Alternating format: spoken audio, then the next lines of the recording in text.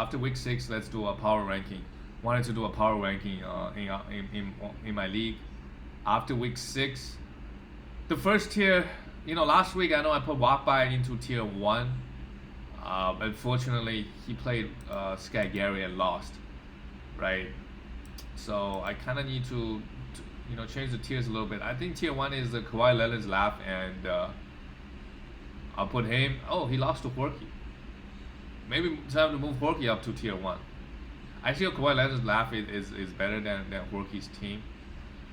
Horky's team kind of just went off last week. Because I think he has Trae Young. Yeah, Trae really went off. I think it's him, Sky Gary tier 1. Sky Gary, just look at their matchup a little bit. Sky Gary does have, if they play again, Dr. Walkby and Sky Gary, I think, Walkby has fewer points even. But I think it's going to come down to blocks mainly. And if Walkby can't win rebounds, Walkby is probably going to lose. Yeah, Walkby's got to win rebound and blocks, right? Because, this particular matchup, steals, Walkby probably can't win steals. Sky Gary has the most steals. And obviously, his Jokic went off. Most weeks, Walkby is going to win points. But we know what categories Sky Gary is really strong at, right? It's mainly like these 5 categories. Walkby, his team is good, just not that good yet. Maybe he still need to do some trades or do some pickups. But Sky Gary remains to be number 1. And Jokic remains to be number 1 player. And maybe just be like top 2 for the rest of the season. Just really, really strong team from Sky Gary. And even though he lost to Horky, I guess I'm supposed to put Horky in tier 1. Maybe I will put Horky in tier 1. I still think he doesn't have enough points. This week, Miles Turner did not have... blocked 5 shots earlier this week. Only 1 shot the other day. But his Karl Anthony Towns is out. So let's say his cat is playing. I think this week the matchup will be a little bit different. Right? Just Karl Anthony, the combination Cat and Kawhi is too scary. So I think if they play again with everybody healthy, Horky will lose this matchup. I think so, right? Horky, he won't because last week, Trae Young was really, really good, right? In 3 games, he was averaging, a ridiculous amount of points. And his Karl Anthony Towns is out. And I think, Horky's team, who is underperforming, let me take a look. Maybe Darius Garland, because he's been out for so long, right? Buddy Hield has picked it up lately. Obviously, he also had a huge week. But I don't know if he can continue this. But I just look over at Horky's team, just a bunch of overperforming players. I think Paul George shooting 50%. I don't know this will continue. Trae Young playing really well last week. Although for the season he's maybe underperforming a bit. But so far, I think everybody's pretty much performing up to their standard. Jaylen Brown maybe cool down quite a bit, right? Buddy Hield, we don't know. And Larry Nance Jr. for sure is going to cool down. And Darius Garland maybe playing a little bit better. So I just don't know, this team's ceiling is reached. Maybe Draymond Green will play better. I highly doubt it. He said he's 2 or 3 weeks away from being in top shape. I doubt it. And look at this team, right? It's without Karl Anthony Towns, he's still performing, right? And Ja Morant was out for a long time, a majority of the season. So this team, Kawhi Leonard's laugh with Miles Turner is still tier 1, I believe. And then the second tier is the Walkby's team, Horky's team, and Team Baltimore. These teams they keep winning games. I gotta put them in tier 2. Maybe can move up to tier 1. Walkby just can't really beat teams like Walkby plays Kawhi Leonard's laugh. I think it's also gonna be very, very. That team is quite efficient, to be honest. Walkby is gonna struggle, I think, in my opinion. But playing some whack teams, tier below this team is no problem, right? Walkby, who is really underperforming, on this team. I think D'Lo could be a little bit better. Was in and out of lineup. Getting hurt a little bit, and LaMelo has a lot of room to grow, right? A lot of room to grow, and Tyrese Halliburton also has room to grow. If he can play, maybe as the season goes on, the coach trusts him more, play him more minutes. He's every 2.20 with 0.6, which is good. But if he can push up to 30, 33, he'll be really scary, right? LaMelo bought 25 minutes. Yeah, he can do better. And DeAndre Ayton, I think he probably gonna remain a bust. Occasionally he'll have like a 25, 12 game, but just not high on him at all. And Andre Drummond might be, unless he gets traded, I think you're just not gonna have a good time with him. And Zach LaVine also overperforming quite a bit. Joel Embiid, I think it's fine. You can on the per game he can be top 7, top 8, but also overperforming, I think. So just a lot of overperforming guys on this team, and just don't think when this team play top tier teams. I don't know. Maybe need to pick up some players and make a little bit trades. I don't know. And then the Horkey's team, I talked about his team a little bit as well. I think majority of his players is playing at the level they're supposed to be playing, and a couple of guys are underperforming, in my opinion. Overperforming, like a Larry Nance Jr. Right. And the last team is YP's team. Team Baltimore? Why am I putting him in tier 2 after I shit on his team? I think, without D Booker, he did it. His team, some underperforming guys. I think Brandon Ingram, John Wall, underperforming, but Devin Booker, a few over, and Shea also underperforming. If we're gonna be honest, overperforming guys, maybe Chris Middleton, maybe his efficiency is gonna be lower. But YP's team, YP doesn't really care, because both his efficiencies are not that good. It really depends on week to week. He's really lacking those defensive stats as well. Steals and blocks are not too high. Decent amount of rebound, but assists, sure, a lot of assists. But compared to a really, really good assist team, maybe he doesn't have the most assists in the league, I would say, right?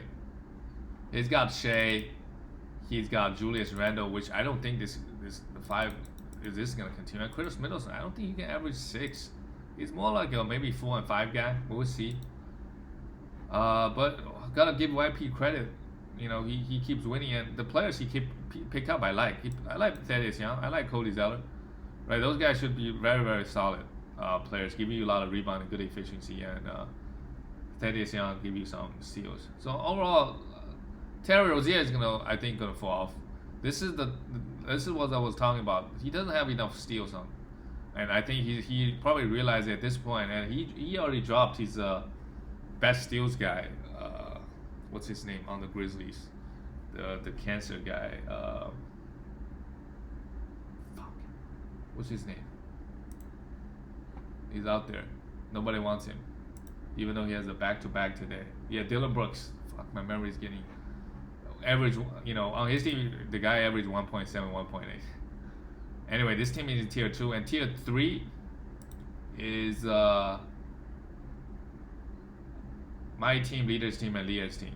Right, Leah's team in tier 3. Obviously, CJ McCollum is hurt. When CJ comes back, he can move up to tier 2, in my opinion. But he's a guard team, and just lacking the steal. If you're a guard team lacking steals and assists, to be honest, because you are kind of weak in a lot of other categories. Like his rebound, he's got Vucevic, but that's really it. And John Collins. Now Horford is going to be in and out of the lineup. John Collins 7 and 8 is really not a big rebound guy. I consider maybe 10, 11 of a big rebound guy. Sure, he had a lot of threes. His free throw is really good, and he has a lot of points, right? Because Bradley Beal, Damian Lillard, and CJ McCollum, big points guys. Especially Bradley Beal, he's gonna win the scoring title, right? But if you're a guard team, really, you have to get a lot of assists and steals, and he's lacking both. So I think this team's weakness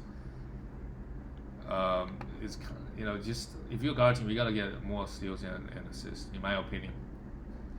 So tier 3 and my team and leaders team in tier 3, yeah, Boucher fell off. Boucher went from like a top 10 guy to, I don't know, outside of 150. This week, just look at the minutes, not getting enough minutes, and the blocks has somewhat, the last 2 games, no blocks. Right? He's still ranked number 2 position wise, which is crazy to me. Just crazy. 13 points, 2 blocks.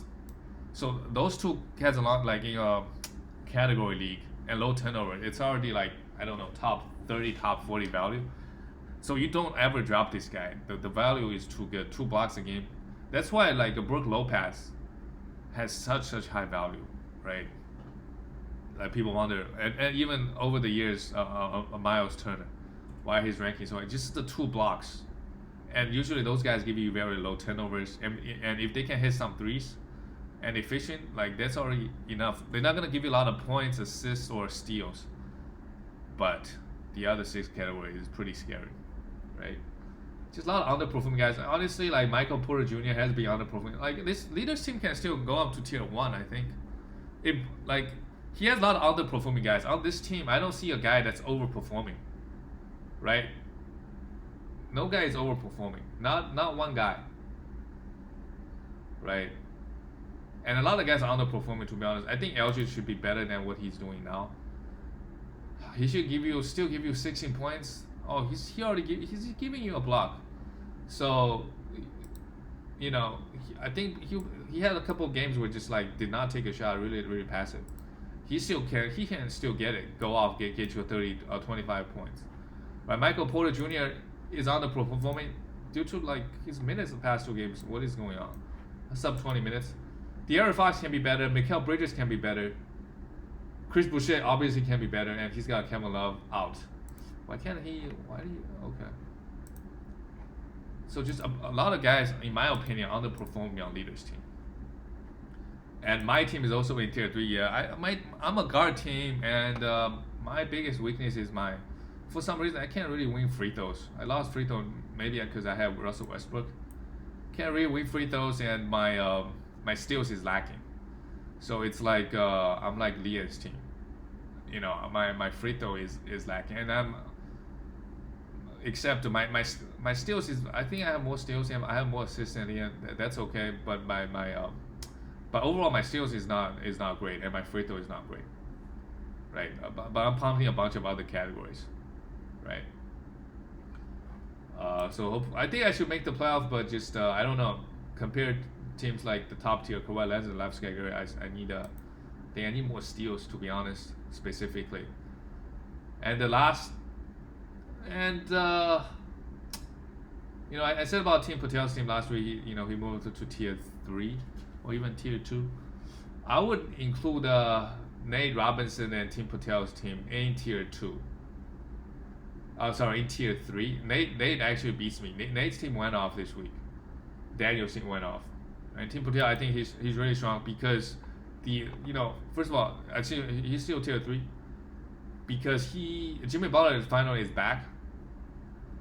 Being a bust so far, but he should come back and contribute. And he's got, my favorite player, Ernest Cantor. This guy's gonna be a beast, averaging 15 points, 15 rebounds this game. He's got DeAndre Jordan. All the big man team, watch out. Like Sky Gary, if you drop a couple guys with no rebounds, drop this guy to pick up some rebound. Like he has good enough rebounds, like maybe the most. Daniel Schroeder is probably worth dropping on his team. Yeah, get more big man stats and defensive stats. This team has his core has a lot of rebound. Rudy Gobert, now that you got Ernest Cantor, a lot of rebound. And obviously KD really strong. And decent enough blocks. So watch out for this team. Now that he got finally Jimmy Butler back and Daniel's team, he beat me. So I took a look at his team. I know I really wasn't giving this team respect, but now that everybody is back, he has good volume stats. Efficiency wise, I thought he's punting the free throws, but I understand Giannis is really hurting. But he beat me in free throws last week. So maybe it's just 1 week. I still think his free throw is bad, But his field goal is somewhat okay. Anyway, forget about that. His efficiency is bad. Doesn't have a lot of turnovers, so that's good. A lot of scoring, to be honest. Now that he's got everybody back, but there's no one category that particularly pops out to my eye. A little bit of everything. Maybe can make the playoffs, and Wales team is just, right now it's just really falling off the cliff.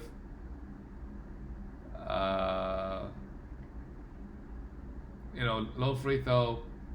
Look at this team. Is anybody really underperforming on this team? Not really. Not really. If I have to pick one guy, is Mitchell Robinson.